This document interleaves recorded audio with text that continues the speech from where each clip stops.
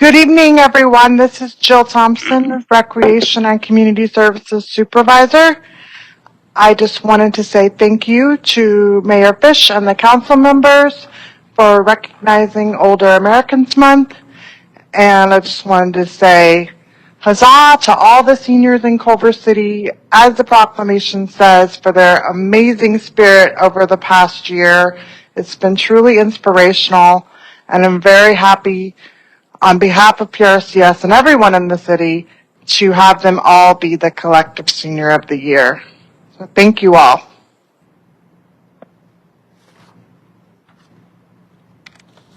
And it reads, whereas during Asian American and Pacific Islander Heritage Month, our country comes together to remember the challenges and celebrate the achievements that define our history.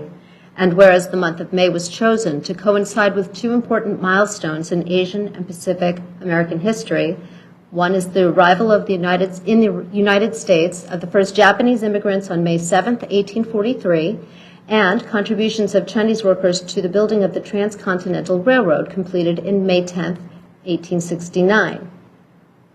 And whereas in the earliest years, Asian Americans and Pacific Islanders were confronted with grueling and unjust working conditions and prejudice and harsh discrimination of the Chinese Exclusion Act and the Japanese internment.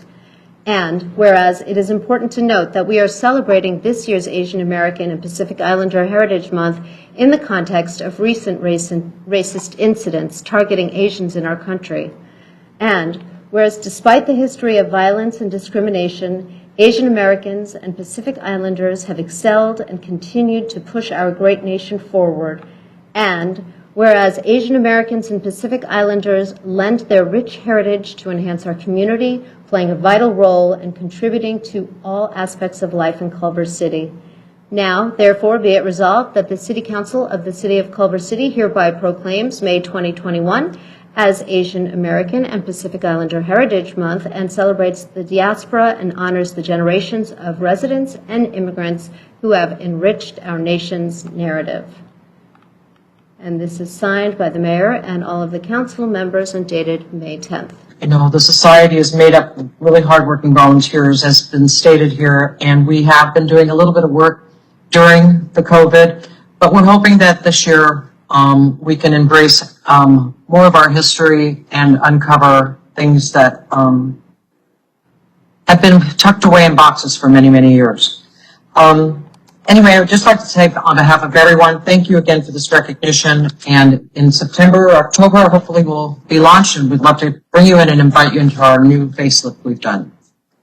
Thank you very much. If you're able and willing, I'd like you to please rise and join me in reciting the Pledge of Allegiance.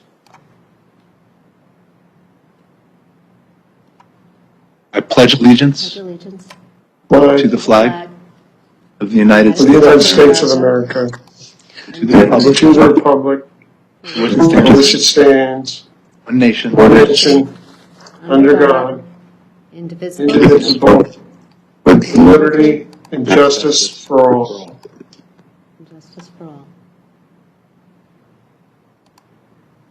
I just want to let people in the audience know that we received some new information that we have not had a chance to be advised by staff on item A1. So we will continue that item until the next council meeting. So anyone here for item A1, we will not be considering item A1 tonight. It is removed from tonight's agenda. And I apologize for that and appreciate your patience. Mayor, we are also not going to be considering item C9. So if anyone was here for C9, we're not going to be considering that item tonight either. We'll talk buses on the 24th. Okay, community announcements. Colleagues, Councilmember Vera. Nothing from me, Mayor. Thank you. Thank you. Councilmember McMorrin. Thank you, Mayor. In addition to the great community events that our city clerk already outlined, I just want to add one more for the month of May. which is Mental Health Awareness Month. And, you know, millions of folks deal with mental health illness and issues. And so, you know, I just want to raise awareness that we want to fight stigma, provide support, and educate the public and advocate for policies that support folks with mental illness and their families.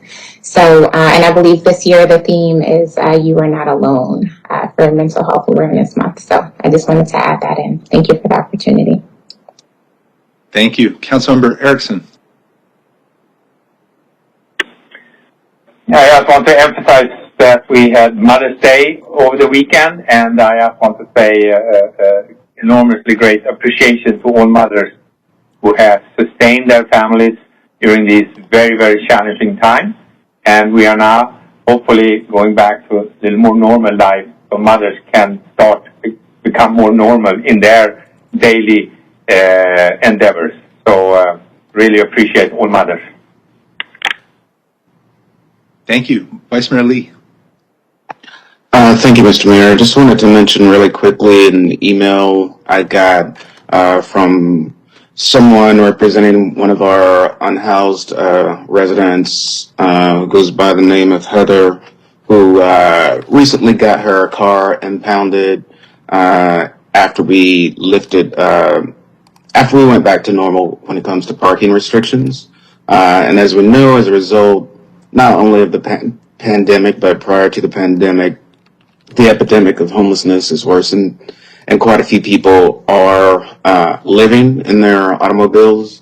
I'm hoping that colleagues might agree for us to possibly direct our police department to have more leniency when it comes to the unhoused, that we are cognizant of living in their vehicles, and that in the short term and in the long term, as we consider safe parking, that we connect some of the unhoused, that a lot of our staff in the city manager's department, and the police department, and the housing department, some of the people that they already interact with on a regular basis who are unhoused get a greater degree of consideration. Because I know on the one hand they've been unhoused for a while. I know on the other, a lot of our residents in actual built residences have made some complaints about it. I think us having a bit of leniency and prioritization towards those individuals will help address both concerns. But in the short term, I'd love to see if we can do something to try to be more lenient. In the short term, I've shared this with Chief Sid as well.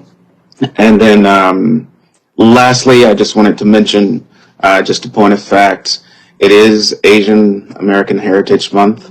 And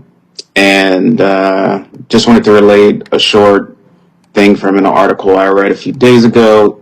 You can very easily Google it, but Mamie Tape, an 8-year-old Chinese American woman, girl, was one of the first to actually integrate schools in the United States, and she did it here in California.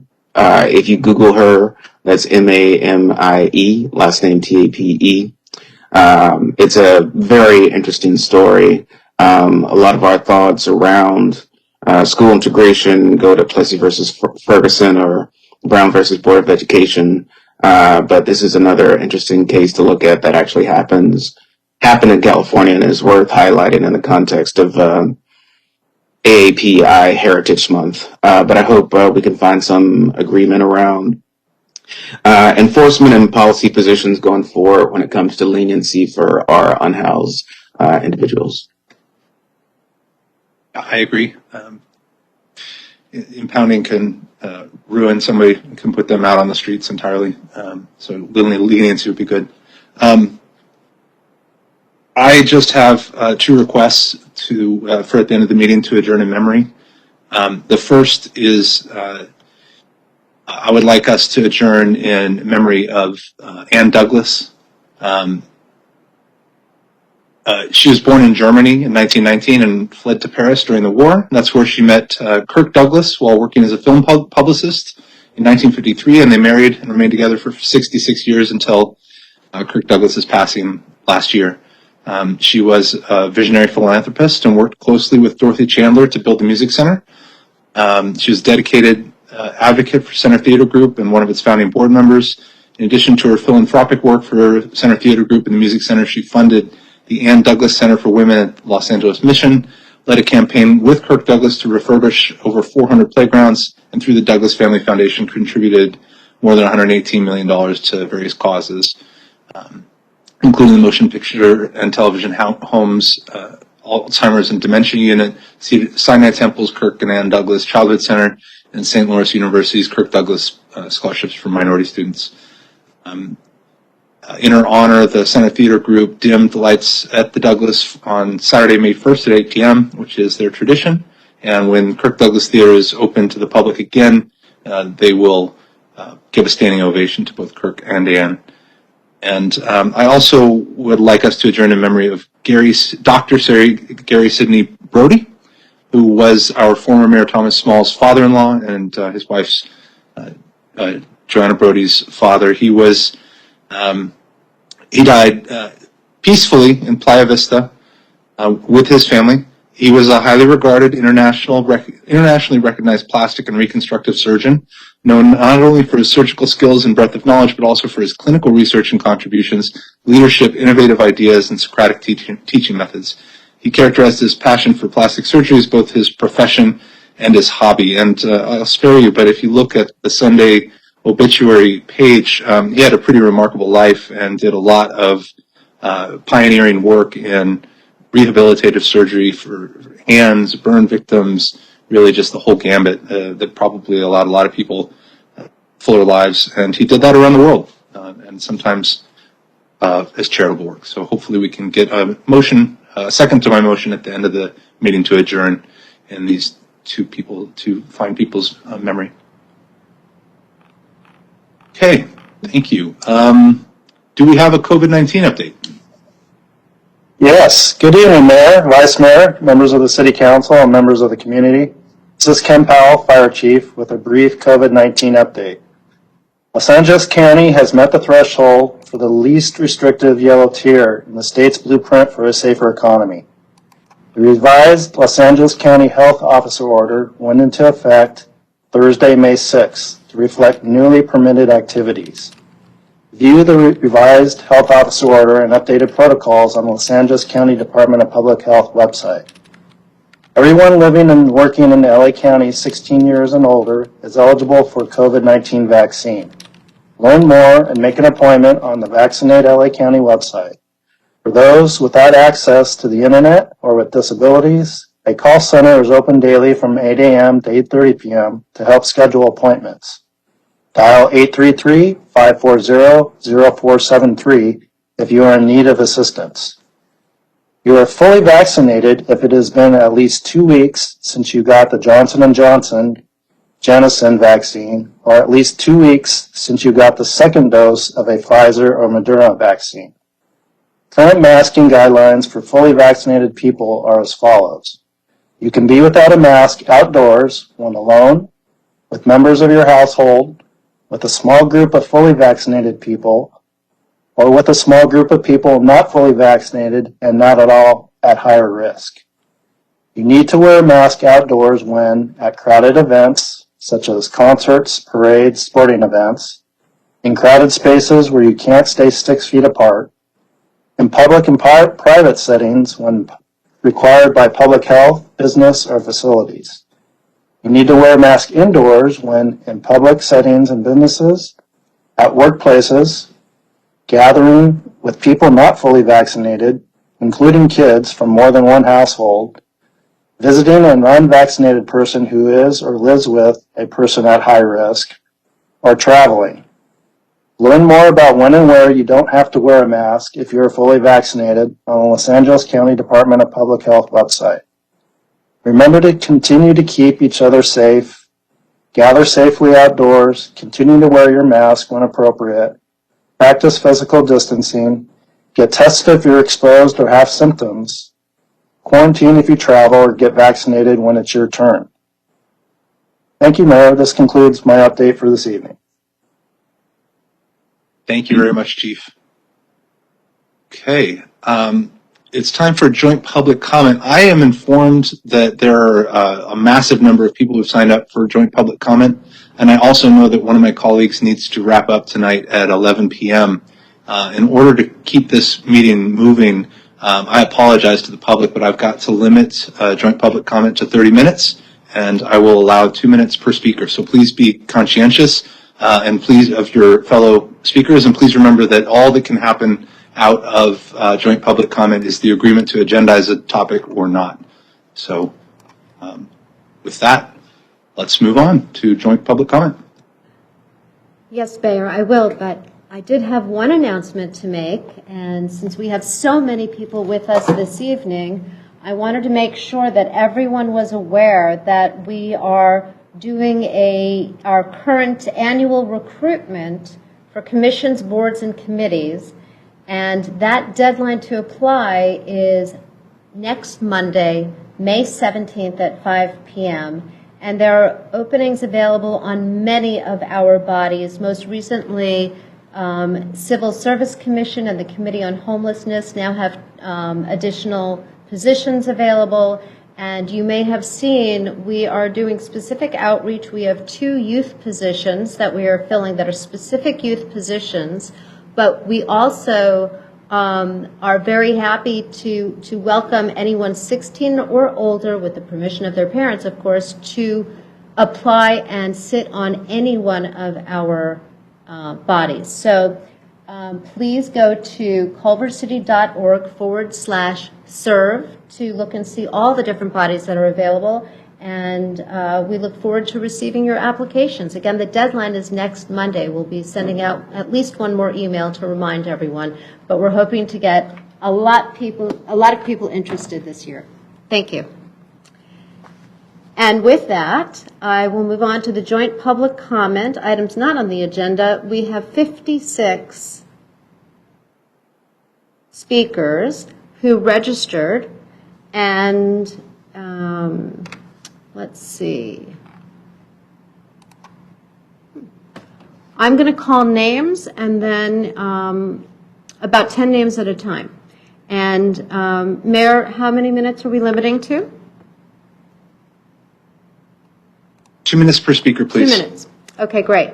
So please be ready. It starts with Gregory Jamrock, Jorge Sandoval, Jamie Wallace, Shannon Galding, Janine Wisnowski, Jeff Schwartz, Bubba Fish, and Brian Sanders. So we are looking for Mr. Gregory Jamrock.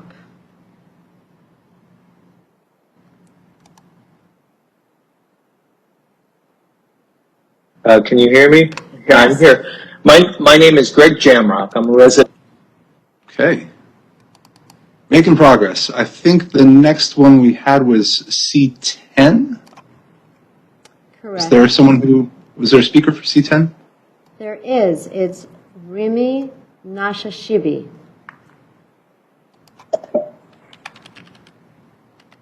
Good evening, everyone. I just wanted to take this opportunity to thank Vice Mayor Daniel Lee for bringing this resolution to your attention, for all your hard work and the city staff's hard work. It's been a pleasure working with you.